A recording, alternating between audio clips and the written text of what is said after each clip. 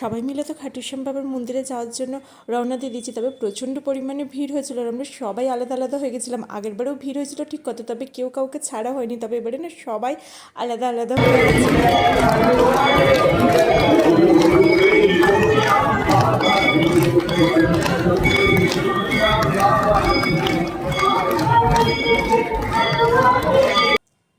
সবার মুখে খাটুশ্যামের নাম শুনে মনটা তো প্রচণ্ড পরিমাণে শান্তি হয়ে গেছিলো।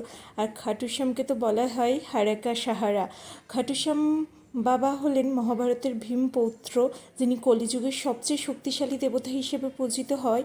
যুদ্ধের আগে নিজের মস্তক শ্রীকৃষ্ণকে দান করে ত্যাগ ও করুণা তার এই ত্যাগে খুশি হয়ে কৃষ্ণ তাকে কলিযুগে নিজ নামে পূজিত হওয়ার বর দেন।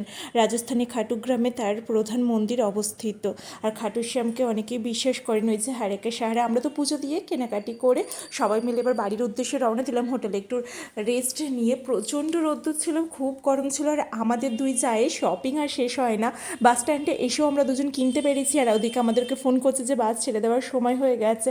বাইরের প্রকৃতিটা দেখো, ভীষণ সুন্দর তো লাগছে, তবে আমাদের গরমে খুব কষ্ট ছিল। চারিদিকে পাহাড়টা আর এটা ওটা দেখতে দেখতে আমাদের একটা ধাবাতে নিয়ে গিয়ে দাঁড় করেছিল বাসটা কিছু খাওয়ার জন্য। দুপুরের খাওয়া তো আমাদের খাওয়া হয়নি, কারণ বাসটা এমন একটা ধাবাতে দাঁড় করেছিল যেখানে খাবারের টেস্ট ভীষণ খারাপ ছিল। তাই আমি কুটকুপুরিটা পপকর্ন খেতে খেতে বাড়ির দিকে